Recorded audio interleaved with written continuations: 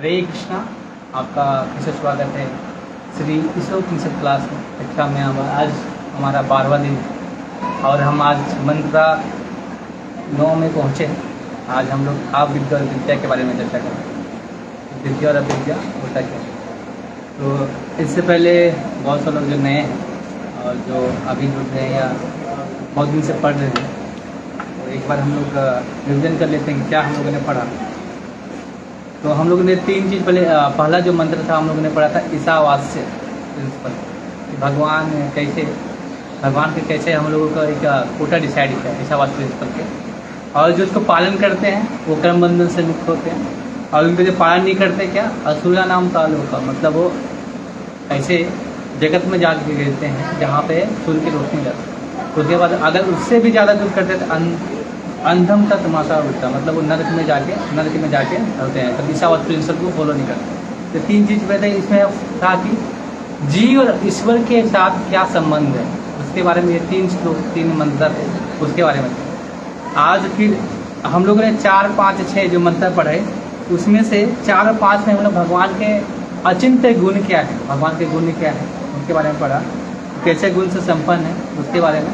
और भी 6 और 7 में हम लोगों ने देखा विजन, महाभागवत का विजन क्या है भगवान के प्रति, 6ठे मंत्रा में। और 7वें में पढ़ा हम लोगों ने जीव के प्रति कि कैसा है एकत्व अनुपस्थित है। हम लोगों ने देखा एकत्व अनुपस्थित के मतलब। उसके बाद जो 8वां हम लोगों ने देखा भगवान के ही गुण है, भगवान के जो साक्षात्कार के वर्णन किया गया है, भगवान के महत्वपूर्ण गुण है। इसमें 8वां मंत्र हम लोग कल डिस्कस किया। आज हम लोग 9, 10, 11 जो श्लोक है 9, 10, 11 इसमें आप विद्या और विद्या के बारे में बताया गया है। तो आप विद्या और विद्या दोनों के अलग अलग 9वां मंत्र में 10वां मंत्र का अलग अलग मतलब है। अभी हम लोग उसके बारे में समझेंगे। आप विद्या और विद्या में अलग अलग मंत्र है, मतलब हर एक मंत्र हम लोग पढ़ेंगे ना उसमें के अलग अलग उसका क्या है दिए गए हैं अर्थ। अभी हम लोग ये नहीं कि आप विद्या और विद्या है जो विद्या आप भगवान को नहीं मानते हो, ऐसे जो भगवान के बारे में नहीं मानता हो आप विद्या, ऐसा नहीं है। इसमें आप देखेंगे पहला में आप विद्या में कि दोनों आप इसमें बताया जा रहा है कि जो आप विद्या है वो अंधकार में ले जा रहे हैं, लेकिन विद्या उससे भी जो तथाकथित विद्या है वो क्या ले जा रहा है आपको गहनतम अंधकार में। तो हम बोलेंगे यार आप विद्या तो ले जा रहे हैं, लेकिन आप विद्या कैसे लेके जा रहे हैं। तो अलग अलग अर्थ है, तो हम उसके बारे में चर्चा करेंगे। उससे पहले हम प्रार्थना करते हैं, उसके बाद स्टार्ट करेंगे मंत्र 9, 10, 11 के ऊपर हम लोग चर्चा करेंगे। उसके बाद 9वां मंत्र हम स्टार्ट करेंगे उसके बारे में।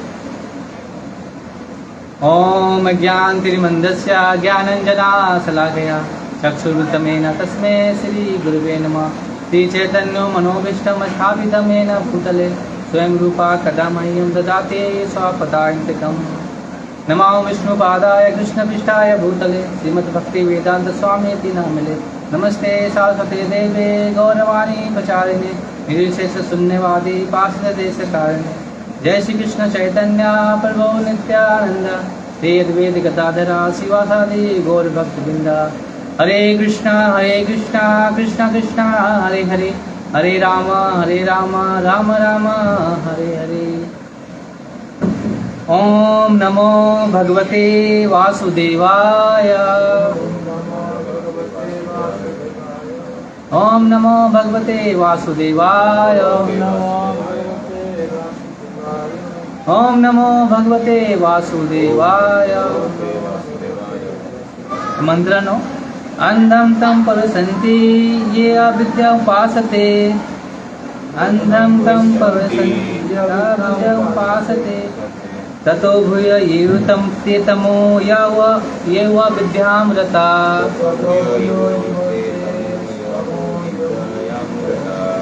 अंधं तं पश्यन्ति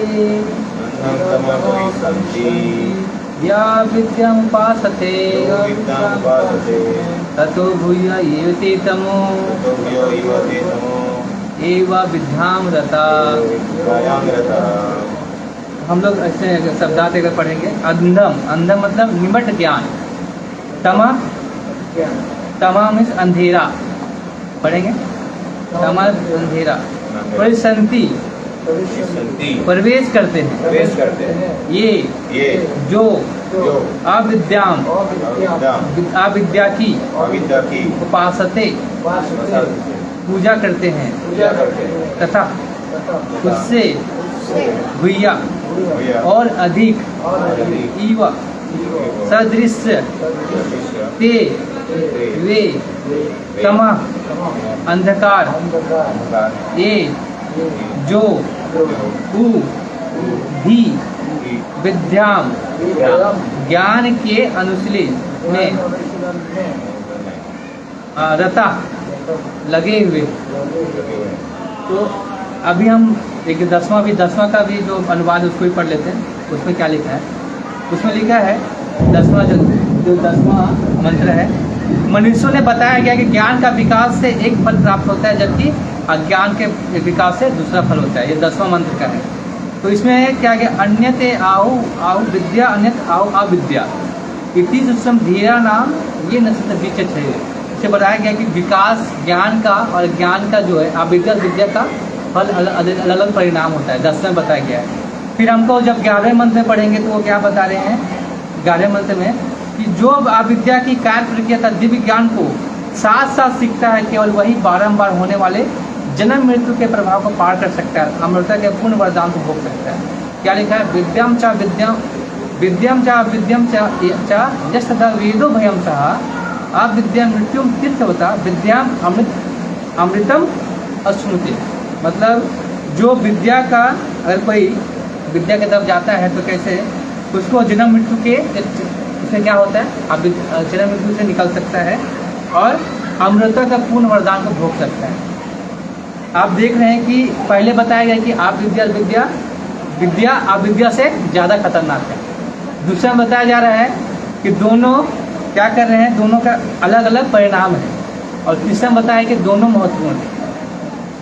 तो हम इसको एक बार थोड़ा समझने की कोशिश करेंगे 9-10 मंत्र, उसके बाद हम 9वां मंत्र लेंगे। इसमें पहला है अज्ञान के वशीभूत। कोई अज्ञान के वशीभूत क्या भोग में लगा है, इंद्रिय भोग का प्रयास है।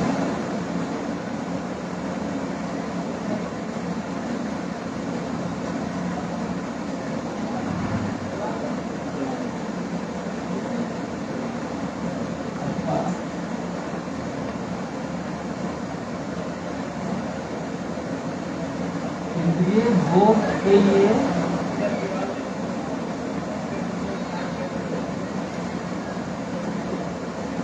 अज्ञान का अनुसरण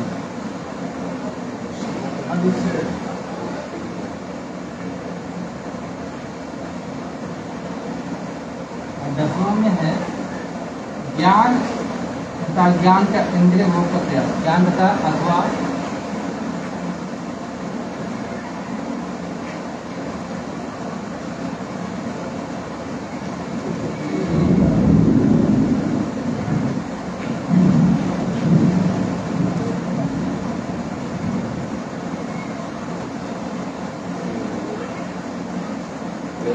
ग्यारहवां मंत्र एक 9वां 10वां 11 मंत्र बता रहे। जो मंत्र है ना उसको एक बार बता रहे। 9, 10, 11 मंत्र है ना आप विद्या के बारे में, उसके बारे में एक बार चर्चा रूप से बढ़ा रहे। भौतिक इंद्रिय भोग के लिए प्रयास, हाँ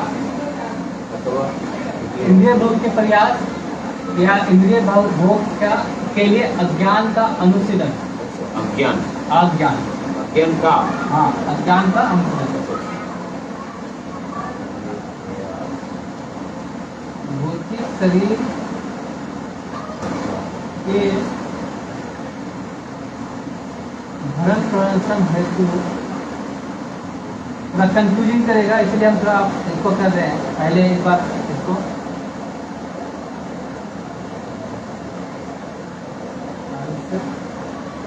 ज्ञान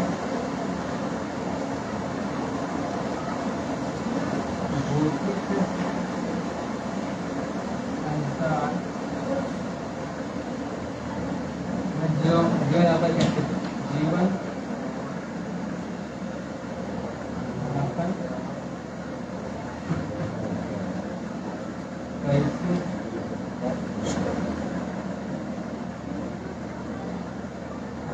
विद्या में है इंद्रिय भोग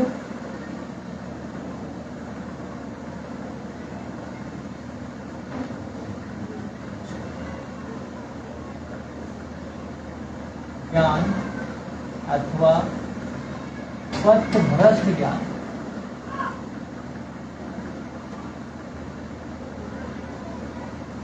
भ्रांत ज्ञान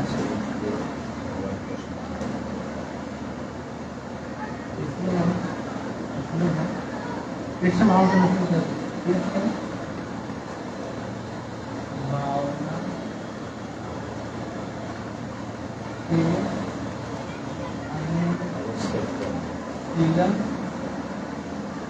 ज्ञान और ये कृष्ण भावना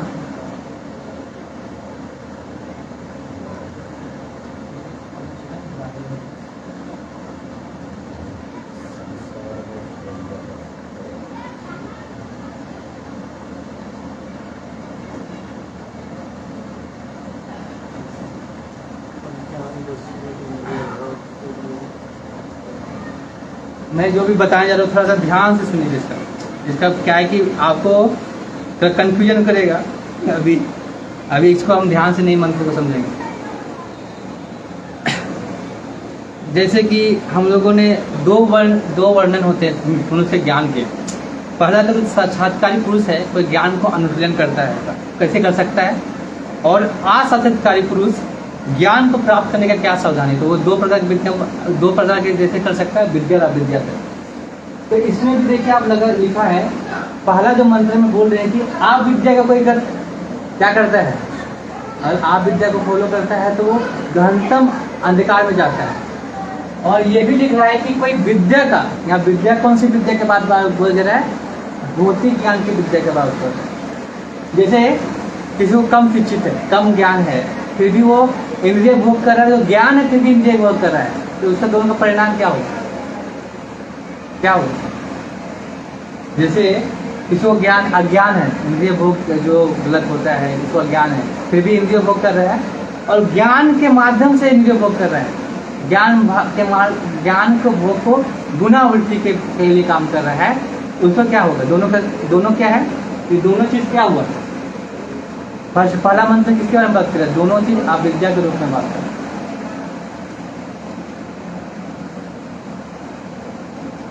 समझे किसके ने क्या? आप इसमें बताइए, क्वेश्चन बताइए इसमें।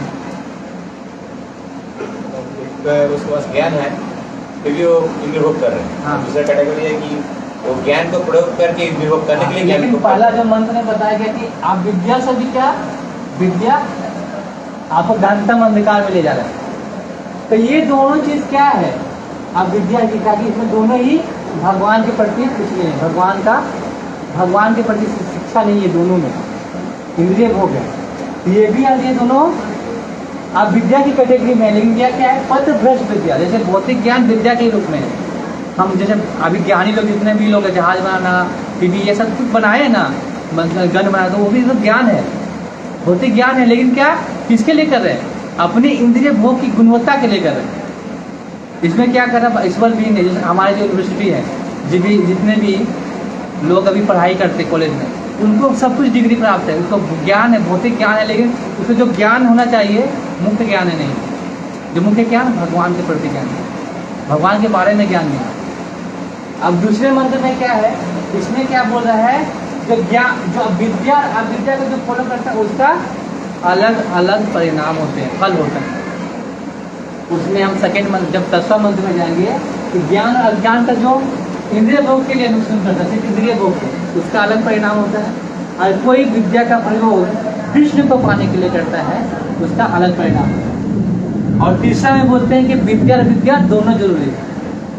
कहीं जरूरी है कि बहुत सारे भौतिक ज्ञान है, हमें जो टेक्नोलॉजी का ये सब ज्ञान है, तो वेदों में दो विद्या के बारे में बताया गया, परा और अपरा विद्या।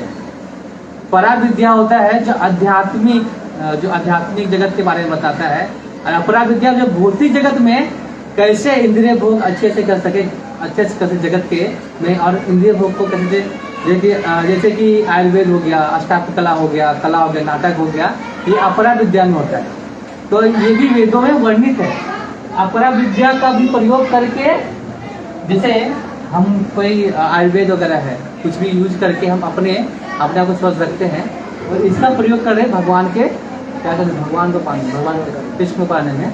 तो ये दोनों विद्या जो दोनों मंत्र बताएंगे, तो अलग अलग मंत्र में अलग अलग विद्या, अलग अविद्या विद्या का मतलब है। इसमें क्या है, इसको ज्ञान ही नहीं है कि क्या क्या कर रहे हैं हम, और उसको ज्ञान है वो क्या कर रहा है, वो इंद्रिय भोग का गुणवत्ता और बढ़ा रहा है अपनी विद्या से लेकर। जो भौतिक ज्ञान है वो तो एक विद्या की तरह है, लेकिन वो क्या है, पथ भ्रष्ट क्या है। तो ये तो आपको अंधकार में ले जा रहा है, और ये भी और गहनतम अंधकार में लेके जाएगा। तो इस तरह की विद्या को हमको समझना है। जैसे कि हम एक क्या अपरा विद्या वेदों में वर्णित किया गया है।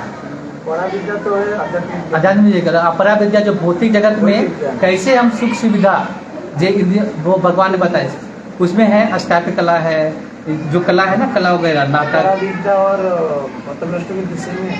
नहीं, सेम नहीं, वो आप विद्या विद्या अलग है, ज्ञान अलग है। परा अपरा ज्ञान अलग है और विद्या विद्या अलग है उससे, क्योंकि वेदों के अनुसार कुछ करते हैं ना, वेद के अनुसार वो विद्या है।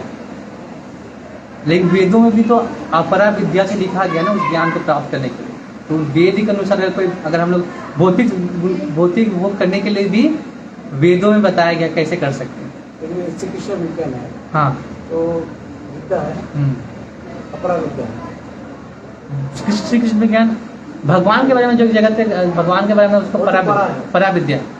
अपरा विद्या जो भौतिक जीवन में, जैसे कि आयुर्वेद, अष्टांग कला है, ज्योतिष शास्त्र है, ये सब जो चीज हम लोग यूज करते हैं भौतिक जगत में, कैसे कर सकते सुविधा अपरा विद्या में। कौन सी कला? अष्टांग कला मतलब जो इंजीनियरिंग का, अष्टांग कला जो आर्किटेक्ट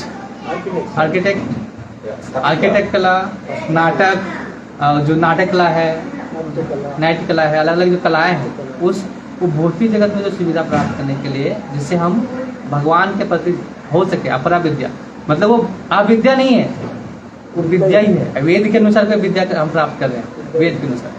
तो ऐसे एक हम ऐसे समझ सकते हैं कि हमको क्यों जरूरी है। कैसे एक स्टोरी है, नाविक वाला स्टोरी सब सुने होंगे।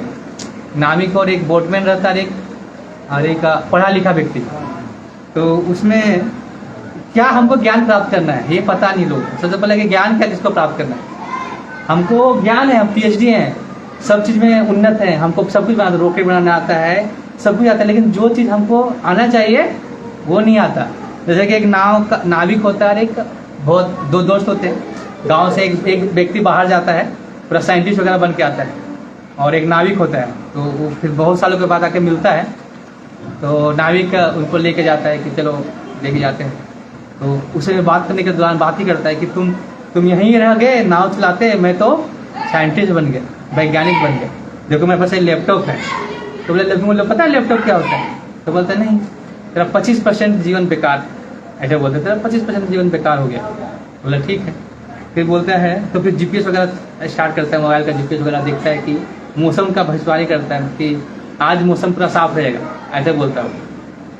तो वो नाविक से देख के बोलता है नहीं, आज मौसम आज बारिश होने वाला है, प्रचंड तूफान आने वाला है, 10 मिनट में ऐसे होने वाला है। बोलते नहीं, हमारा GPS सही है, तुम GPS का नहीं पता तो 50% जीवन बेकार है। क्या नहीं पता? GPS वगैरह के बारे में, GPS से हमको जो वेदर देखते हैं, GPS वेदर के जो फोरकास्ट देखते हैं ना लोग, हम लोग, क्योंकि आज बारिश होगा कि नहीं। तो वो बोला कि आज बारिश नहीं होगा, क्लियर दिन होगा, वो बोला, तो उसका लम दिखा रहा था। लेकिन वो नाविक बोला नहीं, आज तो बारिश होने वाला है, प्रचंड तूफान, 10 मिनट में बारिश होने वाला है, हमको जल्दी नाव को पार करना पड़ेगा। तो नहीं, तुमको पता नहीं GPS के बारे में, तुम्हारा 50% जीवन पूरा बेकार हो गया। फिर वो देख सब कुछ बता रहे टेक्नोलॉजी के बारे में कि इससे ये करते हैं, तो 75% जीवन तेरा बेकार हो गया। तो फिर क्या हुआ, बारिश बहुत तेज हो गया, पूरा तूफान आ गया, पूरा पानी भर गया नाव में। तो नाविक पूछता है उसको, तुमको तैरना आता है? बोलता नहीं, तुम्हारा 100% जीवन बेकार। मतलब तुम इतना सारा कुछ सीखा, लेकिन तुमको जो जरूरी है जीवन बचाने के लिए वो तो नहीं सीखा। तो हम भी क्या करते हैं, भ्रांत बहुत शिक्षाएं प्राप्त कर लिया, यूनिवर्सिटी से वगैरह से बहुत सारा ज्ञान प्राप्त कर लेते हैं, लेकिन वो क्या है, ईश्वर विहीन शब्द, उसमें भगवान नहीं। इसी प्रकार ये अज्ञानता है, बस कोई इंद्रिय भोग कर रहा है, और ये ज्ञान को क्या किसमें प्रयोग कर रहा है, अपने इंद्रिय गुणवत्ता को बढ़ाने के लिए। पहले क्या था, जो टीवी तक कैसा था, कैथोड वाला था ना, टीवी से ऐसे चोंगा टाइप का रहता था ना।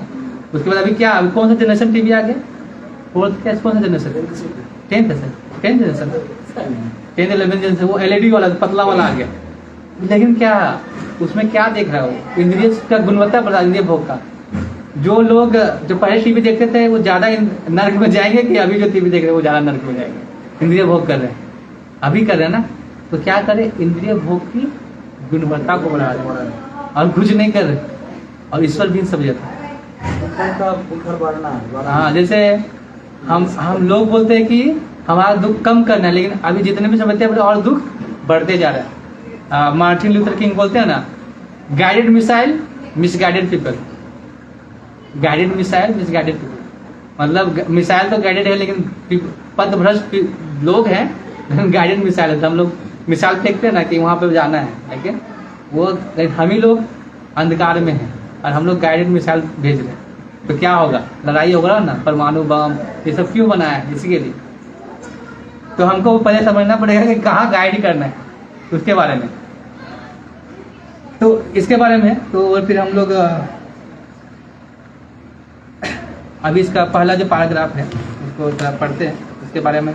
इसको तो मैं मिटाऊंगा, इसमें लिखता जाऊंगा विद्या के बारे में, जो पॉइंट आएगा मैं इसको लिखता जाऊंगा।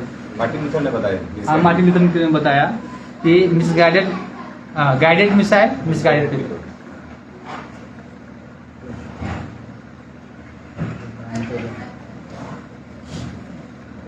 ज्ञान रहते हुए भी जो भोग करते हो, कौन सा ज्ञान हो, अविद्या। हाँ, ज्ञान रहते हुए भी जो इंद्रिय भोग करते हैं, अज्ञान होते हुए भी, ज्ञान होते हुए भी, ज्ञान होते हुए वो कौन सा लेकिन ज्ञान? ये दोनों फर्स्ट मंत्र है ना, दोनों अविद्या का ही रूप है। लेकिन वो विद्या क्या है, जो हम लोग भौतिक ज्ञान प्राप्त करें, इसलिए विद्या का नाम दिया गया। वो भी एक विद्या की तरह जैसा है। वो विद्या आगे जाके उसका जो परिणाम पड़ेंगे कि कोई अगर विद्या का प्रयोग करता है, अगर विद्या में अगर भगवान आते हैं तो कृष्ण का भावना का अनुसरण करता है। उसके बाद फिर यहाँ पे आएंगे ना जब लास्ट में, तो भौतिक इंद्रिय जो भौतिक हम भोग करते हैं वो वेदों के अनुसार अगर करते हैं, जैसे आयुर्वेद हमारे लिए अच्छा है कि हम अगर आयुर्वेद सीख के अपने जो ऑर्गेनाइजेशन में सीखे इस कौन में कि हम लोग नहीं लेते, नेचुरोपैथी वगैरह यूज करते हैं ना, किस लिए यूज करते हैं, अपने को स्वस्थ करके भगवान का सेवा करा।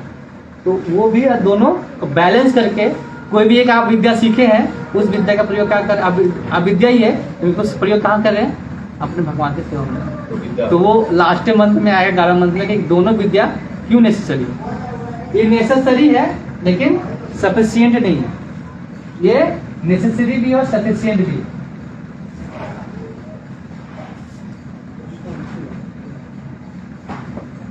आप सिर्फ इससे आप इसका साक्षात्कार नहीं कर सकते, लेकिन आप इससे दोनों कर सकते हैं। ये सफिशिएंट नहीं है, नॉट सफिशिएंट। अज्ञान का अनुशीलन मतलब क्या है? अज्ञान की मतलब अज्ञानता, अज्ञान का अनुशीलन होगा ना। बहुत सारे अज्ञानता जैसे कुछ पता नहीं भगवान को, इंद्रिय भोग कर रहा है, उनका अनुशीलन कर रहा है। ऐसे अभी क्या, अभी जैसे अभी हम लोग जब लोग सोचते हैं अज्ञान के, जैसे अज्ञान के बहुत सारे भौतिक इंद्रिय भोग है, उसका अज्ञानता का अनुशीलन कर रहा है। अज्ञान में एक चीज हो गया, अज्ञान जैसे भगवान के बारे में नहीं सोच रहा है, उसको अज्ञान एब्सेंस में सोच रहा है। अनुशीलन कर उसी का प्रयोग करके इंद्रिय भोग में लगा हुआ है। इंद्रिय भोग में आगे हम लोग अभी जब इसका पढ़ेंगे ना, इसमें जो पैराग्राफ इसमें आएगा तो समझ में आएगा कि कैसे अज्ञानता का अनुशीलन कर रहे लोग, किस चीज का अनुशीलन कर रहे। तो अभी आपको इसमें ये पैराग्राफ पढ़ेंगे तो उपनिषद क्या है कि थोड़ा समझना थोड़ा कठिन है, इसीलिए गुरु के पास जाके समझना ऐसा बोला जाता है उपनिषद। और लोग चीजें फिलोसफी, प्रभुपाद ने इसमें बहुत अच्छा, इसमें इसलिए है इस उपनिषद में कि प्यार से बहुत अच्छा से धोया है सबको। इसमें प्रभुपाद ने जो इसमें तात्पर्य लिखा है, तो इसमें अगर तात्पर्य पढ़ेंगे तो आगे हमको आगे पता चलेगा। तो मैं इसमें मिटा रहा हूँ, इसमें भी थोड़ा सा पॉइंट लिखते जाऊंगा तो आगे समझ में आएगा। आप पढ़ेंगे पारा आएगा।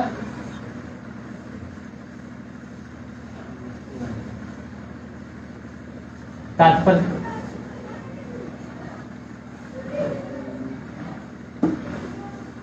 अभी आप क्वेश्चन रखते, हम लास्ट में भी चर्चा कर रहे हैं अभी इसके, लेकिन एक बात हाँ पहला इस मंत्र में विद्या तथा अविद्या का तुलनात्मक अध्ययन किया गया है।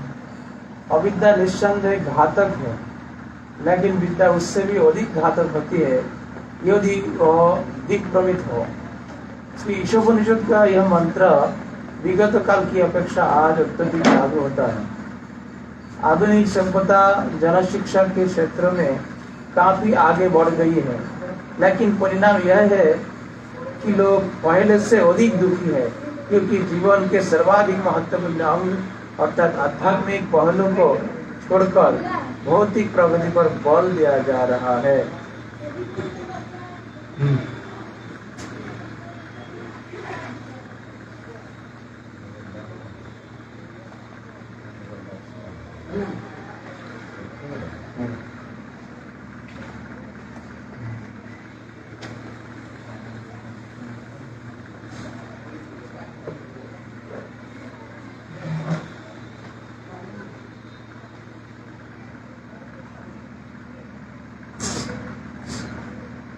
अज्ञानता का आ गया आपका आंसर, ईसावास का अज्ञानता। ईसावास का पालन नहीं कर रहा हो अज्ञान के रूप में, उसको अज्ञानता है। और भौतिक ज्ञान का अभाव होता है।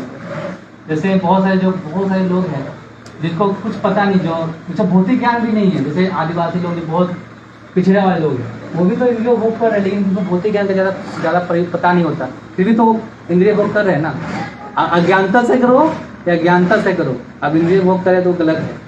अविद्या में, अविद्या के रूप में एक पथभ्रष्ट विद्या क्यों है कि आपको मिला है, पता है भौतिक ज्ञान, लेकिन उसका यूज क्यों क्या कर रहे हैं हम?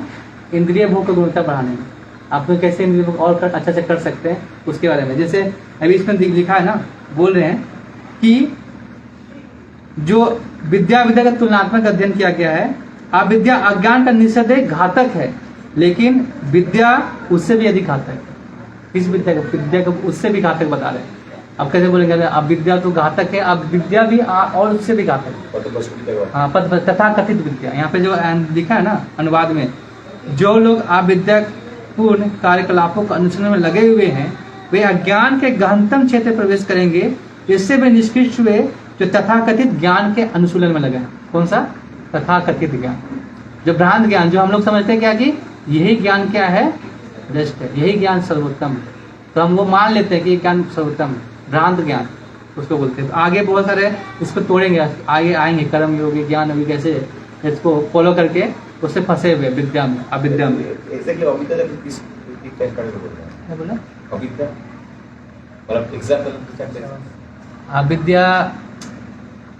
अविद्या मतलब जिसको कुछ पता नहीं, इंद्रिय भोग का भी मतलब जो भौतिक ज्ञान ही पता नहीं उसको, भौतिक ज्ञान के बारे में। कौन सी विद्या है जिसको अविद्या कहा जाएगा? भौतिक, जो मूढ़ा मतलब कुछ भी नहीं, मतलब उसको भौतिक, जैसे कि बहुत दो विद्या के बारे में बताया गया है, परा अपरा, वेदों के बारे में। अपरा विद्या में बहुत सारे भौतिक ज्ञान भी दिए गए हैं जो हमको यूज करते हैं भौतिक ज्ञान को इंद्रिय तृप्ति के लिए, लेकिन उस भी ज्ञान को किसको पता नहीं। कोई लोग ऐसे ही जी रहे हैं, ऐसे भौतिक ज्ञान पता, आध्यात्मिक को छोड़ो, भौतिक ज्ञान कैसे जिया जाए उसको ही पता नहीं। जीरो नॉलेज है, अविद्या है, नो विद्या। ठीक है, लेकिन ये विद्या किसी को भौतिक ज्ञान भी है, फिर भी क्या है उसमें?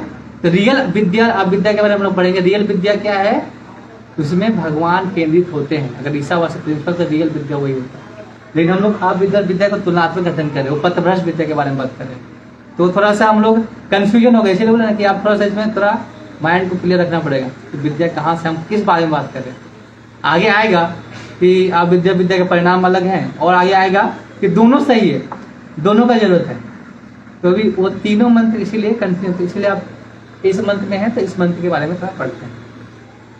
जैसे कि यहाँ पे बहुत सारे यहाँ पे लिखे हैं कि हम लोग बहुत सारे परिणाम आए, बहुत सारे हम लोग कोशिश कर रहे हैं कि दुख कम हो। बहुत सारे लोग क्या करते हैं, वो पिल्स खाते हैं ना दुख कम करने के लिए, नींद आने के लिए, या कुछ मानसिक जो होता है पिल्स खाते हैं, तो क्या वो दुख कम होता है? उसका दुख कम होता है क्या? दुख कम होने का महसूस होता है, लेकिन वो क्या हो रहा है, अंदर से अंदर असाध्य हो रहा है। आगे जाके वो इतना बढ़ जाएगा कि कहीं से इलाज नहीं हो सकता। तो हम लोग वही कर रहे हैं, क्या करें, दुख को क्या ढकने का काम करें। दुख को ढक देंगे तो हमको वो पता नहीं चलेगा। ऐसा नहीं है, दुख तो है ही, आप कितना पिल्स और नींद का वो लिख लीजिए। तो आगे बढ़ेंगे, जहाँ तक मैं पढ़ता, सेकंड जो है, जहाँ तक विद्या का संबंध है, पहले मंत्र से स्पष्ट है कि भगवान प्रत्येक वस्तु के स्वामी हैं। इस तत्व को भुलाना ही अविद्या है। अभी बोले कि जो इस तत्व को भुला जाता है कि भगवान क्या, भगवान इस जगत के स्वामी नहीं है, मतलब वस्तु के स्वामी है तो भूल जाता है, उसको क्या बोलते हैं, वो रियल अविद्या, अविद्या के बारे में बता, भगवान क्या कर रहा है, भूल जा रहा है उसके बारे में, भौतिक ज्ञान के अभाव के मतलब आध्यात्मिक ज्ञान के अभाव में विद्या के बारे में। मनुष्य जितना ही जीवन पे इस तत्व को भूलता है उतना अधिक वो अंधकार में जाता है। क्या जाता है, अंधकार में जाता है। लेकिन अभी आगे पढ़िए, वो लास्ट में क्या बोल रहे हैं, इस दृश्य से तथाकथित शिक्षा की प्रगति की ओर उन्मुख ईश्वर बीन विद्या अधिक घातक है। अभी क्या बोल रहे हैं, जो जानता ही नहीं कि ईश्वर क्या है फिर भी वो इंद्रिय तृप्ति कर, लेकिन जो तथाकथित ज्ञान है, जो भौतिक ज्ञान जो हम लोग यूनिवर्सिटी से लेते हैं, कॉलेज से लेते हैं, उस पर ईश्वर बीन सभ्यता है, उसको क्या कर रहे हैं, वो सभ्यता ज्यादा खतरनाक है का कम शिक्षित व्यक्ति से। इसको कम शिक्षित है, ये कम शिक्षित को पता नहीं है, लेकिन ये क्या है, ये ज्यादा शिक्षित है, ये जानते हैं कि कैसे इसको अपने आप को क्या करते हैं। पहले जो विकास की सभ्यता है जो है, आगे हम विकास सभ्यता है, क्या विकास की सभ्यता करता है, अपने भौतिक इंद्रियों का विकास की सभ्यता, वो सभ्यता के पालन करता है। तो आगे नेक्स्ट बढ़ेंगे, थर्ड नंबर पढ़ेंगे, उसमें ये आएगा कि जो कर्मी लोगों के बारे में, कर्मी ज्ञानी लोगों के बारे में। मनुष्य के विभिन्न वर्ग है, कर्मी, ज्ञानी तथा योगी। इनमें से कर्मी वे हैं जो इंद्रिय तृप्ति के कार्यों में व्यस्त रहते हैं। आधुनिक सभ्यता में प्राय 99.1% लोग उद्योगवाद, 99.9% लोग उद्योगवाद, आर्थिक विकास, परोपकार, राजनैतिक सक्रियतावाद इत्यादि के नाम पर इंद्रिय तृप्ति के कार्यों में लगे हुए हैं। ये सभी कार्य बहुत कुछ इंद्रिय तृप्ति पर आधारित है, जिनमें प्रथम मंत्र में वर्णित ईश्वर चेतना सम्मिलित नहीं है। अब इसमें देखिए वही बता रहे हैं, क्या बता रहे हैं कि जो मनुष्य विभिन्न वर्ग है, कर्मी, ज्ञानी, योगी, लेकिन सब कर्मी क्या है, इंद्रिय तृप्ति में लगे हुए हैं। सब 99.9% लोग क्या है, कर्मी क्या लगे हुए हैं, इंद्रिय तृप्ति में लगे। तो आधुनिक सभ्यता का 99% लोग उद्योगवाद, क्या करें, उद्योग अपना क्या करें, आर्थिक विकास, इकोनॉमिक डेवलपमेंट, उस विकास में लगे हुए हैं। और राजनीतिक संहितावाद इत्यादि के नाम पर इंद्रिय तृप्ति का कार्य करते हैं। क्या करते हैं, उससे आर्थिक जो आर्थिक विकास हो रहा है, क्या है, किसके लिए, इंद्रिय तृप्ति के लिए। जो लग्जरियस चीज पर बढ़ा रहे हैं कि हम और अच्छे से सो सके और अच्छे से जी सके, इसी में हम सोचते रहते हैं इंद्रिय तृप्ति कैसे कर सके। ये सभी न्यूनाधिक इंद्रिय तृप्ति आधारित, जिनमें प्रथम वर्ष में किस चेतना से, मतलब जो ईश्वर की चेतना है, जो हम लोग कहते हैं ईशावास प्रिंसिपल, तो ईशावास प्रिंसिपल का जो फॉलो करना है वो इसमें नहीं है। ईश्वर विहीन सभ्यता है, विद्या होते हुए भी पथभ्रष्ट विद्या, ये क्या और अंधकार की ओर ले जाता है। अभी देखेंगे ना, अभी कर्मी लोग का वाद भ्रांत इसी में आता है। आगे देखेंगे जो इंद्रिय तृप्ति में लगे हैं और लगे रहते हैं, उसका क्या है, निपट जो मूढ़ लोग हैं, उनको गधा के बातें कैसे, गधा का उदाहरण देते हैं, गधा नेक्स्ट में गधा का उदाहरण देते हैं। गधा कैसे, गधा का 3-4 गुण है। पहला गुण क्या है बताइए, हाँ, राइट साइड में कम शिक्षित, लास्ट पॉइंट सभ्यता, विकास का सर्वथा, विकास, अच्छा, विकास सर्वथा। गधा क्या, मिथ्या अभिष्ट में लगा जाता है, मिथ्या अभिष्ट मतलब जो लक्ष्य है उसमें लगा जाता है, अभिष्ट प्राप्ति में। जैसे क्या करते हैं, एक गधे के सामने गाजर लगता है ना, गाजर, वो चलते जाते हैं कि गाजर खाना है, और उसी में पूरा बोझा ढोके लेके इसे जाते जाते हैं। उसको पता नहीं कि इस जगत में बहुत सारे घास भी है, घास खा के रह सकता है, फिर उस गाजर को खाने के लिए उसी में लगा रहता है। तो वो इस जो चौथा जो 7 भगवद गीता के 7वें अध्याय के 15 श्लोक में भी आता है, उसमें उसे बता रहे हैं कि कैसे जो मूढ़ लोग हैं, जो मूर्ख लोग हैं, कैसे लगे रहते हैं अभिष्ट लक्ष्य प्राप्ति के लिए, अभिष्ट लक्ष्य प्राप्ति। श्लोक में देखते दिखाते 7.15 नाम दुष्कृतो मूढ़ा प्रबंधते नराधम। माया भक्त ज्ञान आसुरम भाव आसेता। मूढ़ा, मूढ़ा मतलब मूढ़ा या गधा। तो अभी एक पहला गुण हुआ कि अभिष्ट प्राप्ति के लिए कर रहे हैं, और दूसरा क्या करता है गधा? बोझा ढोता है। कौन सा बोझा ढोता है? जो उसका है ही नहीं, अनावश्यक बोझा ढोते रहते हैं। तो ये गधा किसको बोल रहे हैं प्रभुपाद? ये जो कर्मी लोग हैं ना, कर्मी लोग, जो हम लोग उसमें लगे रहते हैं अभिष्ट प्राप्ति, और फिर क्या करते रहते हैं, और बहुत सुंदर आवाज में ये वेद पाठ करते हैं। गधा कैसे करते हैं? गधा ढेचू ढेचू करके जो अपना बखान करते हैं। तो जो लोग है ना कर्मी लोग, कैसे बखान करते हैं अपने चीजों को? सुंदर तत्व ज्ञान, मतलब सुंदर आवाज में तत्व ज्ञान, तत्व ज्ञान, ऐसा मतलब ऐसे मजाक बता रहे हैं, ज्ञान करते हैं, अज्ञान के विषय बताते। उसके बाद क्या बोल रहे हैं उनको? और क्या है, जब गधा इंद्र देते मैथुन सुख के लिए क्या करता है? गधी के पास जाता है। मैथुन सुख के तो गधी क्या करती है? एक लात मारती है। तो सोचता है कितना अच्छा है, मतलब उसको बोलता है कि बहुत रोमांटिक है, ऐसा महसूस होता है। मैथुन सुख के लिए वो क्या जाता है? गधी के पास, है ना। देखिए प्रपात ने कैसा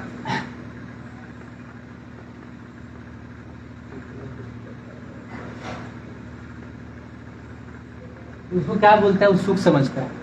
तो वही गधा को जो उपमा दे रहे हैं, किसको दे रहे हैं? जो मूड है, मूड क्या है, जो इंद्रिय तृप्ति के अलावा मतलब वो क्या कर रहा है? पहला कि जो मिथ्या अभिष्ट लक्ष्य, कोई भी उस गाजर को खाने की इच्छा में लगा हुआ है, कोई भी एक लक्ष्य ले लिया है।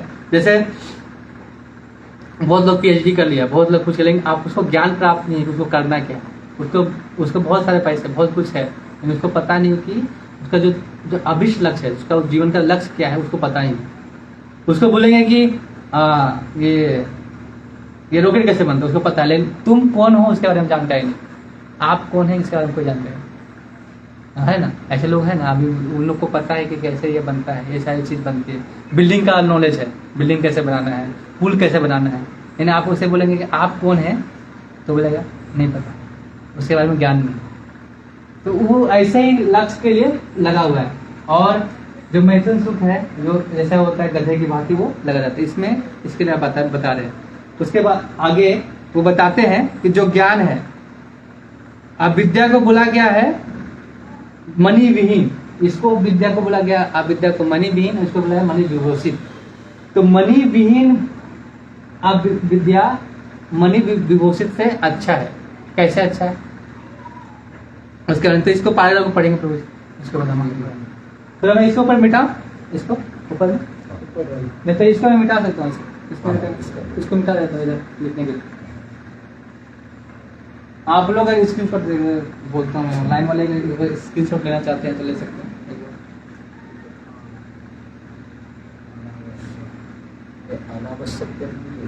अनावश्यक बोझा ढोना, बोझा ढोना, बोझा भार ढोना, मतलब ऐसा।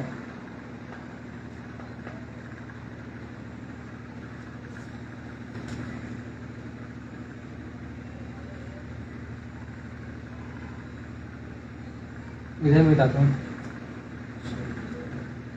ये तो हो गया, पेपर में हो गया ना इसका। इसमें एक उपमा से उदाहरण देकर समझाते हैं। जैसे इसको बोलते हैं, इसको क्या बोल रहे हैं? मणि विहीन, मणि विहीन शब्द के भांति, और ये है मणि विभूषित शब्द।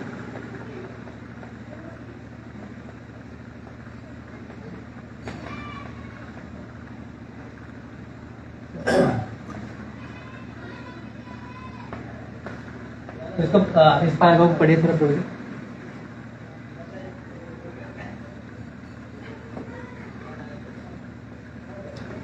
भगवद गीता के मत में ऐसे लोग जो निकट इंद्रिय तृप्ति में लगे रहते हैं, मूढ़ या गधे हैं, गदा मूढ़ता का प्रतीक है। जो लोग इंद्रिय तृप्ति की व्यर्थ खोज में लगे रहते हैं वे श्री ईशोपनिषद के अनुसार अविद्या की पूजा कर रहे हैं।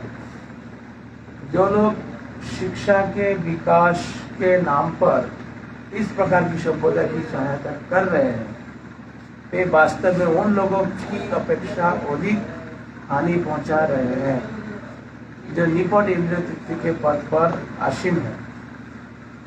ईश्वर विहीन लोगों के द्वारा विद्या की प्रगति उतनी ही भयावह है जितनी कि सर्प के फन की बहुमूल्य मणि होती है।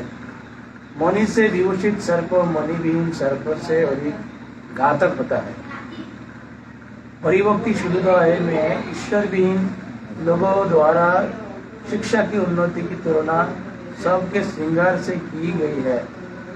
भारत में अनेक अन्य देशों के ही समान कुछ लोग सुख संतप्त संबंधियों को प्रसन्न करने के लिए सबको सजाकर सब यात्रा निकालने की प्रथा का अनुसरण करते हैं। इसी प्रकार आधुनिक सभ्यता के कार्यकलाप भौतिक जगत के नित्य दुखों को ढकने के लिए पाबंद लगाने के समान है। ऐसे सभी कार्य इंद्रिय तृप्ति को लक्ष्य बनाकर किए जाते हैं, लेकिन इंद्रियों के ऊपर मन है और मन के ऊपर बुद्धि और बुद्धि के ऊपर आत्मा है। इस तरह असली शिक्षा का उद्देश्य आत्म साक्षात्कार अर्थात आत्मा के आध्यात्मिक मूल्यों की अनुभूति करना होना चाहिए। कोई भी शिक्षा जो ऐसी अनुभूति को प्राप्त नहीं करवा पाती अविद्या मानी जानी चाहिए। ऐसी विद्या के पल्लवन का अर्थ अज्ञान के गहन गर्त में जाना है। अभी कहो ना जो विद्या जो हम लोग जिसका विद्या बात कर रहे थे तो वो अभी क्या बता रहे हैं अविद्या है। क्यों? क्योंकि वो ईश्वर भी आत्मा का ज्ञान की ओर लेकिन नहीं जा रहा। तो इसमें दो चीज बताए मणि विहीन मतलब जो मणि विहीन सर्प है उससे भी खतरनाक कौन है मणि विभूषित। क्या वो आकर्षित करती है। जो भौतिक शिक्षा है ना वही मणि विभूषित सर्प के भांति है। क्या कर रहे हैं हम लोग को आकर्षित कर रही है। हम लोग भी क्या कर रहे हैं वो इसी को शिक्षा को प्रदान कर रहे हैं। जैसे कि जो और उसको भी बोला जाता है सौ के श्रृंगार के रूप में बोला गया है। जैसे हम सौ को श्रृंगार करते तो मर जाता है तो हम जाके बोलते हैं तो श्रृंगार करते हैं ना सौ को श्रृंगार करके श्रृंगार नहीं करते हैं। अब बोलते हैं देखो कितना अच्छा से हंस रहा है जब मरा गया तो कितना अच्छा हंस रहा है ऐसा बोलते हैं लोग कि कितना हंस रहा है कितना प्यार है बता रहे हैं सौ का श्रृंगार कर रहे हैं सौ को दिखा रहे हैं कितना अच्छा सुंदर है उसको दिखा रहे तो वही शिक्षा सौ के श्रृंगार के बाकी कर रहे हैं। ऐसे बहुत सारे भारत के लोग क्या करते हैं अन्य देशों का क्या करते हैं अनुकरण करते हैं कि अन्य देशों में क्या होता है जो सौ को क्या करते लेके जाते हैं और इलेक्ट्रिक जो मशीन होता है वो बोलते हैं वो सौ घर ना जिसमें डाला जाता है तो 20 मिनट में पूरा जल के वो उसका राख निकलता है तो उसको क्या कर रहे हैं उसमें जाके लेके उसको जाके डाल के ऐसा अनुकरण कर रहे हैं। लेकिन वैदिक सभ्यता में ऐसा नहीं होता। वैदिक सभ्यता में जो मृत्यु को कभी छुपाया नहीं जाता। मतलब आजकल क्या है कोई मर गया एम्बुलेंस में गया जाके इलेक्ट्रिक फर्नेस में डाला उसका राख मिला जाकर गंगा में बहा दिया ऐसा नहीं होता। लेकिन वैदिक सभ्यता में मृत्यु का जो चीज़ है मृत्यु उसको दिखाया जाता है क्योंकि मृत्यु से पता चलता है कि मृत्यु सबको आनी। लेकिन हम क्या करें दुखों को ढकने का प्रयास करें कितना दुखों को ढक सौ का श्रृंगार जैसा कर रहे हैं। तो जो शिक्षा है क्या सौ के श्रृंगार के भांति काम करती है। तो हम क्या कर रहे हैं अपना जो इंद्रिय में के ऊपर क्या होता है मन होता है मन को होता है बुद्धि होता है। लेकिन हम लोग क्या कर रहे हैं अहंकार को ऊपर में सबसे ज्यादा ला के लेकर आते बुद्धि के ऊपर अहंकार को लेकर आते हैं। आत्मा सबसे ऊपर होता है लेकिन सब क्या अहंकार से सबको ढक रहे हैं मिथ्या अहंकार कि हम ये बॉडी है और ये हम सब कुछ ऐसे कर सकते हैं। तो वही बता रहे कि अविद्या अगर विद्या भी अविद्या बन जाती है जब हम उसमें आत्म साक्षात्कार ना हो। तो जितना भी भौतिक ज्ञान अगर ईश्वर विहीन हो तो भी है अविद्या ही है। तो समझे ये दोनों बात हम लोग अविद्या के लिए ही कर रहे हैं। लेकिन ये विद्या जिस विद्या के बारे में बात कर रहे हैं वो भौतिक ज्ञान की विद्या। नेक्स्ट श्लोक में आएंगे कि भ्रांत संसारी शिक्षक जो अपने मन से मनोगणन जो अपना प्रयोजन सिद्ध करने के लिए कैसे वेदों को प्रयोग करके यूज करते हैं उसके बारे में पढ़ेंगे। कैसे अभी के लोग 5वें 6ठे श्लोक में कि कैसे यूज करते हैं वेदों को बदल के उसका परिणाम फिर क्या होता है प्रयोजन क्या होता है उसका परिणाम क्या होता है फिर माया माया उक्त ज्ञान है, मतलब माया से जो उक्त ज्ञान है उसको कैसे करेंगे। तो मैं पढ़ता हूँ तब तक। भगवान भगवत गीता में के अनुसार भ्रांत सांसारिक शिक्षक वेद वादर तथा माया उक्त ज्ञान के रूप में जाने जाते हैं। वे नास्तिक असुर नराधमा भी हो जाते हैं। जो 7 में बोला जाए ना, नराधमा, जो माया से उनका ज्ञान को हर लिया जाता है, कोई भी जो विद्या हम लोग प्राप्त करें। जो लोग वेद वादक होते हैं वो अपनी वैदिक साहित्यों का प्रकांड विद्वान दर्शाते हैं, लेकिन दुर्भाग्यवश वेदों को लक्ष्य और पूर्णता विवत रहते हैं। वो मतलब बहुत सारे लोग मायावादी जो बहुत सारे ज्ञानी होते हैं वेदों के, लेकिन उनको लक्ष्य नहीं पता है। 15वें अध्याय में लिखा है कि वेदेश सर्व वेदम, हम क्या है वेदांत, भगवान को जानने के लिए वेदों में सर्व क्या जानना है हमें, भगवान के बारे में। लेकिन वो क्या करते हैं, अपना प्रयोजन सिद्ध करते हैं, अपना बारे में बता के कुछ भी तोड़ मोड़ के बताते हैं, कर्म या कांड का ऐसा कुछ बताते हैं कि आपका उनका भला है, उनका प्रयोजन सिद्ध हो, उसके बारे में चेंज करते हैं। तो वेद आज लोग बिल्कुल रुचि नहीं हो जाती, विपरीत वे स्वर्ग की प्राप्ति में क्या बताते हैं, स्वर्ग क्या बता रहे हो, उस विद्या के माध्यम से स्वर्ग की प्राप्ति के बारे में बता रहे, स्वर्ग, और क्या बता रहे, सकाम कर्म के बारे में बता रहे आपको। ये लोग हैं वेद वादरत,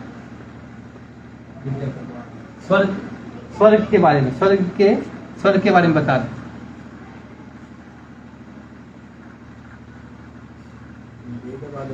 वेद वादरत मतलब क्या है? स्वर्ग का वो अपना मतलब वेदों को अपने अनुसार प्रदर्शित करना, वेद वाला। जब वेद जो वेद जानने वाला क्या बोलते हैं उसको वेदांती बोलते हैं हम। लेकिन ये वेद वाला का यूज क्यों कर रहे हैं, क्योंकि उनको ज्ञान है वेदों का, लेकिन उनको इसलिए कर रहे हैं अपना प्रयोजन सिद्ध करने के लिए। अभी आगे कि कैसे वो प्रयोजन को सिद्ध करते हैं। ये क्या बताते हैं कि सबसे बड़ा सुख क्या, सर्व प्राप्त करना, और सकाम कर्म के बारे में बताते हैं, ये कर्म करोगे तो ये फल मिलेगा। सकाम कर्म के बारे में बताते हैं, उसके बारे में। तो नेक्स्ट में उसके बारे में प्रयोजन जो है वो बता रहे हैं क्या, ये जानना चाहिए कि भगवान के हर वस्तु के स्वामी हैं। हम जीवन की अवस्था को प्राप्त कर नियत अंश के संतुष्ट होना चाहिए। समस्त वैदिक साहित्य का उद्देश्य भुलक्कड़ जीव से भगवत चेतना को जागृत करना। हमारा क्या प्रयत्न होना चाहिए कि वेदों के माध्यम से हम जो चेतना खो चुके हैं भगवान के बारे में उसको जानना। लेकिन यही लक्ष्य विविध प्रकार के संसार के विभिन्न शास्त्रों में मुख्य मानव जाति के समझने के लिए प्रस्तुत किया गया है। वस्तुतः इन सारे धर्मों का चरम लक्ष्य है मनुष्य को भगवत धाम लाने देना। मतलब बहुत सारे जो धर्म है, आप कोई भी धर्म है उसमें इसका लक्ष्य क्या है, इसका लक्ष्य क्या है हमें बताइए। सारे धर्म के लक्ष्य क्या है, भगवत धर्म, भगवान के बारे में बताना। लेकिन जो मूर्ख लोग क्या करते हैं उसको बदल देते हैं, चेंज करते हैं। जो मिस इंटरप्रिटेशन होता है ना वो कर रहे हैं, वही द्वारा वही लोग हैं। सब धर्म के लोग चाहते हैं कि भगवान के बारे में बताना, भगवान के बारे में करना। जैसे कोई भी धर्म आप लेंगे तो वो भगवान के बारे में ही बता रहे, लेकिन क्या जो बीच में जो लोग आते हैं ना वे लोग क्या करते हैं, उसको मिस इंटरप्रेट करते हैं और उसको लिख के अपने अनुसार लिख के देते हैं। तो वही वेद वाला अपने प्रयोजन के लिए सिद्ध करते हैं।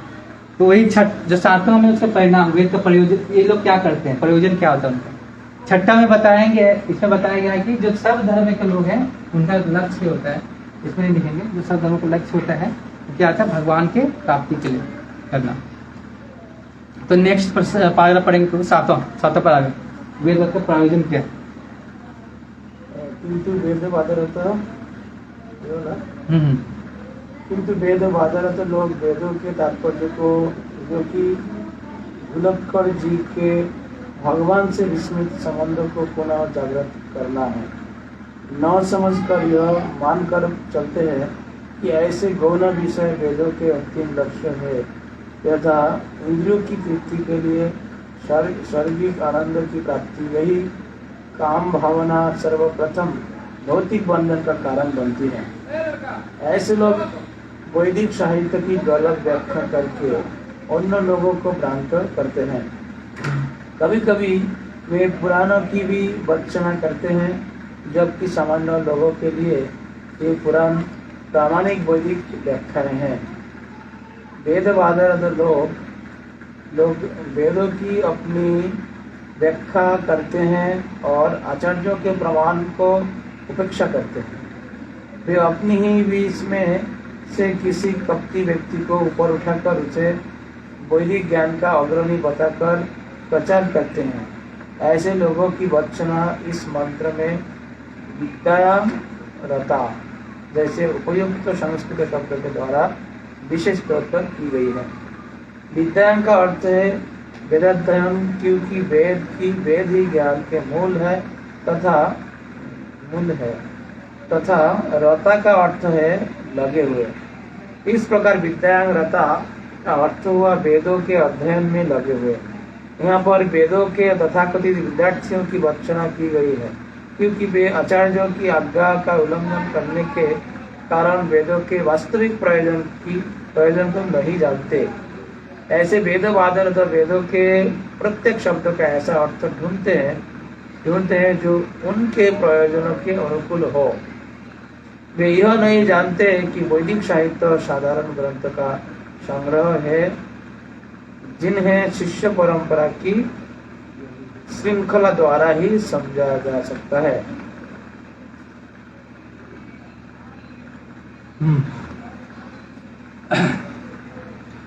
वही बता रहे कि जो वेद वाले लोग क्या करते हैं, वो वेद पुराणों का भर्त्सना करते हैं। जैसे आप देखें ना, माया वाले लोगों को बोलेंगे पुराण के बारे में, महाभारत के बारे में, क्या बोलेंगे नहीं उनको मैं नहीं मानता। आप वेदों से वो क्या करते हैं, भर्त्सना करते हैं। और सबसे बड़ा सुख क्या बोलते हैं कि सर्वाइक जो स्वर्ग का आनंद है वही सबसे बड़ा सुख है। बहुत सारे तथाकथित लोग जो बहुत सारे वेदों का ज्ञान होने के बावजूद क्या करते हैं, लोगों को वो ज्ञान देते हैं जैसे वो इंद्रिय सुख का भोग कर सके, वहाँ भी जाने का। मतलब यहाँ तो इंद्रिय भोग कर रहे हैं और वहाँ का लालच क्यों क्या दे रहे हैं, वहाँ भी आपको इंद्रिय भोग में मिलेगा, ये काम करोगे, सकाम कर्म के बारे में बताते हैं। तो वैदिक साहित्य को गलत व्याख्या करते हैं। वो व्याख्या करते आचार्यों का जो हम लोग कहते हैं ना गुरु परंपरा से सीखना चाहिए, तो क्या आचार्यों के आगे का उल्लंघन करते, इसलिए विद्याम रता इसका वर्ड आया है। ततो भूय एक तमो या वो विद्याम रता, मतलब विद्या है, अगर वो विद्या पथभ्रष्ट है तो आपको और अधिक अंधकार में, घनतम अंधकार में लेके जा रहा है। तो उनका प्रयोजन क्या होता है, अपना प्रयोजन सिद्ध करना, कि कैसे हम अपने अनुसार व्याख्या करते हैं हर चीज को, अपने अनुसार व्याख्या करते हैं, आचार्यों का उल्लंघन करते हैं। ये तथाकथित विद्यार्थियों का भर्त्सना की गई है। वे आचार्यों को आगे का उल्लंघन करने के कारण वेदों के वास्तविक प्रयोजन सिद्धांत, वेदों का वास्तविक प्रयोजन क्या है। जैसे आप फिर बोलेंगे प्रपाद ने तो भी व्याख्या में बोल रहे हैं, प्रपाद ही बोल रहे हैं, प्रपाद बोले भक्ति योग के बाद कर्म योग में भक्ति योग बता रहे हैं, जिसमें वे भक्ति योग बता रहे हैं, तो व्याख्या कर रहे हैं, लेकिन वेदों का प्रयोजन को गलत नहीं व्याख्या कर रहे हैं, उनके बारे में नहीं कर रहे, वो बता रहे हैं, व्याख्या कर रहे हैं, ये जो वेदों को कभी गलत नहीं बता रहे, उसका प्रयोजन को बताते हुए अपनी व्याख्या कर रहे हैं। लोग इसमें क्या कर रहे हैं, जो प्रयोजन है उसको हटा के अपना प्रयोजन जब जोड़ते हैं तो वो गलत होता है, वेद वादरत ऐसा लोग बोले जाते हैं। और उन्हें कोई असाधारण ग्रंथों का छोड़ के क्या करते हैं, गुरु से परंपरा से नहीं होते, ऐसे ही किसी को भी गुरु बनाते, कपटी लोग ऐसे बैठा दिए कि हाँ ये हमारे गुरु हैं, ऐसा करके उन लोग उसका पालन करते हैं। उन लोगों से दूर रहना चाहिए। और नेक्स्ट है, तो हमें कहाँ जाना चाहिए, प्रमाणिक गुरु के पास जाना चाहिए। प्रमाणिक गुरु कहाँ जा रहे हैं, नेक्स्ट हम पढ़ते हैं 8वां में बता रहे प्रमाणिक गुरु। वेद के दिव्य संदेश को समझने के लिए प्रमाणिक गुरु के पास जाना चाहिए। मुंडक उपनिषद का निर्देश है, लेकिन इन वेदवादियों के अपने खुद के आचार्य होते हैं। क्या करते हैं, खुद अपना आचार्य बनाते हैं, जो दिव्य परंपरा की श्रृंखला में नहीं आते हैं। हम किसी को आचार्य बनाते हैं तो क्या देखते हैं, पहले वो प्रमाणिक है कि नहीं, वो गुरु परंपरा से आ रहा है कि नहीं, उससे किस क्या बोलते हैं, किस परंपरा से है, जैसे वैष्णव परंपरा से किस परंपरा से है, उसको आचार्य बनाते हैं। उसके बाद उन लोगों से अधिक गहरे अज्ञान में गिरते हैं जो वेदों का तनिक भी ज्ञान नहीं। अगर क्या बोले हैं कि इस प्रकार वैदिक साहित्य की मनमानी व्याख्या करके अज्ञान के गहनतम क्षेत्र में जाते हैं।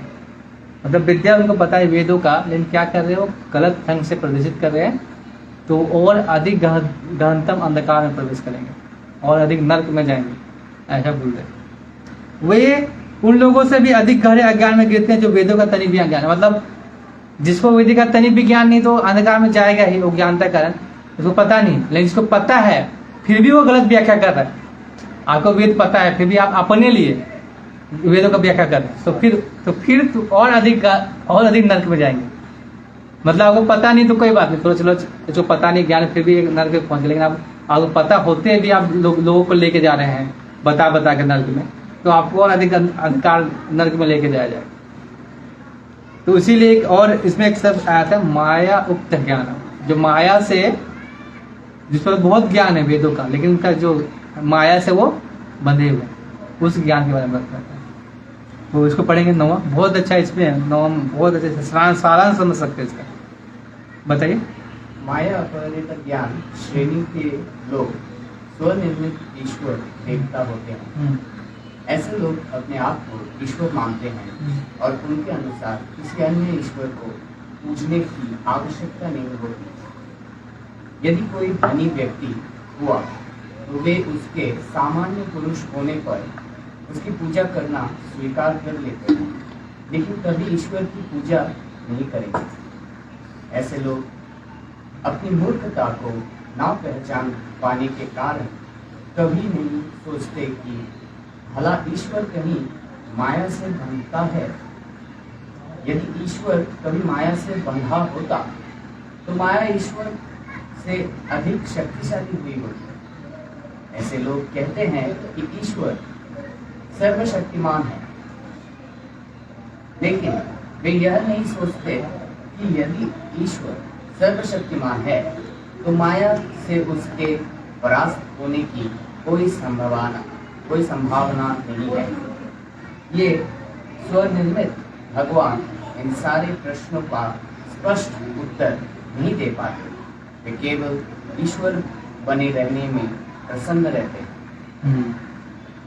इसको एक और श्रेणी है माया उक्त ज्ञान ईश्वर, मतलब अपने आप को क्या बोलते हैं, स्वनिर्मित ईश्वर। आजकल तो बहुत सारे लोग हैं जो अपने आप को स्वनिर्मित ईश्वर बोलते हैं। जेल में रह के बोल रहे हैं कि हम कबीर के अवतार हैं। आपको सुना होगा कबीर का अवतार है। वो भी नाम नहीं ले सकते। वो अभी आप लोग जो ऑनलाइन में समझ गए हैं, आप जो ऑफलाइन में बाद में अगर नहीं समझ बाद में बताते हैं। तो क्या बोलते हैं, स्वनिर्मित ईश्वर है। बहुत सारे लोग हैं, ऐसा नहीं कि वो है, बहुत सारे लोग ईश्वर को अपने आप को ईश्वर कर लेते हैं। अभी और जेल में जाके बोलते हैं कि हम तो ईश्वर हैं। अब बोलते ईश्वर सर्वशक्तिमान है। अब बता रहे ना कि ईश्वर सर्वशक्तिमान, और माया में कैसे बंध रहे? आप सर्वशक्तिमान है तो माया में कैसे बंध रहे? तो उसका अगर कोई क्वेश्चन पूछता है तो बोलता है, उसका जवाब नहीं होता, फिर भी वो अपने आप को ईश्वर मानते हैं। अगर हम पूछेंगे कि आप सर्वशक्तिमान तो आप माया के प्रवर्तक हमें कैसे पढ़ आप जेल में क्यों, कि अपनी इच्छा से कैसे आप गए? मतलब आप अगर आपकी इच्छा हुई तभी गए, तो बोलते मेरी इच्छा इसलिए गए, ऐसा जवाब मेरी लीला है। तो जैसे कि बहुत धनी व्यक्ति होते हैं लोग, जो धनी व्यक्ति क्या, जो छोटे छोटे लोग क्या करते हैं उसको ईश्वर मान लेते हैं। क्योंकि वो होते हैं ना कि अब बहुत जैसे एक्टर एक्ट्रेस को क्या मानते हैं, भगवान की तरह पूछते हैं लोग। जैसे नहीं साउथ इंडिया में एक्टर लोग क्या बना रहे हैं, मंदिर पूरा धन खर्चा करके उनका मंदिर बना रहे हैं। मतलब इतने मूर्ख लोग हैं, इतने मूर्ख लोग, भगवान मतलब उनको भगवान का दर्जा देते हैं। आप बोलेंगे भगवान के नाम पे दो, तो वो नहीं देते हैं। क्या बनाते हैं, उनके लिए बड़ा बड़ा पोस्टर, बड़ा बड़ा मंदिर बनाते हैं, उसको सोचते हैं, उसको ईश्वर मानते हैं। वो क्या कथा कथित ईश्वर, स्वनिर्मित ईश्वर बना रहे हैं। स्वनिर्मित अपने आप को ईश्वर, जैसे वो बोलता है ना कि क्या बोलते हैं, कोई अपने आप को घोषित नहीं कर देता राज्य का सम्राट में, वो स्वनिर्मित को ईश्वर। हिरण्यकश्यप भी अपने आप को स्वनिर्मित ईश्वर बोलता था, मतलब अपने आप को ईश्वर मानता था ना। हिरण्यकश्यप क्या बोलता था, वो बोलता ना कि मैं ही ईश्वर हूँ, मैं किसी को नहीं मानता। ये जब इतने बड़े हिरण्यकश्यप का वध हो गया, तो आप छोटे छोटे हिरण्यकश्यप का क्या होगा? हमें वो सोचना चाहिए। तो हम लोग क्या है, ऐसे लोगों को बोलते हैं प्रपात, कि हम ऐसे लोगों को हम अगर पूछें कि आप अगर ईश्वर हैं तो इस माया के बंधन में कैसे पड़े, इस माया के प्रभाव में कैसे पड़ रहे हैं, तो उनके पास कोई जवाब नहीं होता। तो क्या बोलते हैं, तो फिर वो सारे प्रश्न का उत्तर नहीं, तो फिर भी क्या बोल रहे हैं, वो खुद को ईश्वर मानने में प्रसन्न है। एक बार कोई प्रभक्त है, तो कोई शायद कोई भक्त कोई ऐसा व्यक्ति भक्ति संस्कृति ठाकुर जैसा ट्रेन में जा रहे थे। तो वो बोले कि एक आदमी बोला कि मैं ईश्वर हूँ, ऐसा बोले ईश्वर हूँ, बोला ठीक है ईश्वर है, तो भगवान 56 जो जगन्नाथ जी 56 भोग खाते हैं ना, तो वो एक एक टाइम में 56 भोग खाते हैं। तो आप अगर ईश्वर हैं तो आप 56 भोग खाइए, आगे नहीं खाइए, क्या आप कृष्ण मानेंगे? तो वो लोग 56 भोग नहीं, भगवान तो 56 भोग खाते हैं। भगवान आप अगर आप मान लो किसी को आप भगवान है, ठीक है, आप उसको बोलो कि 1 घंटा पेशाब है उसको आया है, उसको रोक के रखो, वो रख पाएगा? नहीं रख पाता। तो ईश्वर बनने का क्या करते हैं? ढकोसला करते हैं, ढोंग रचते हैं। वो उसको ज्ञान होता है, फिर भी क्या कर रहे हैं? उस ज्ञान का प्रयोग कर रहे हैं अपने आप को निर्मित ईश्वर बनाने। तो हम उस लोगों से बचना चाहिए। उसको माया उपहत ज्ञान, मतलब माया से उनका ज्ञान को हर लिया गया, उस श्रेणी में आते हैं।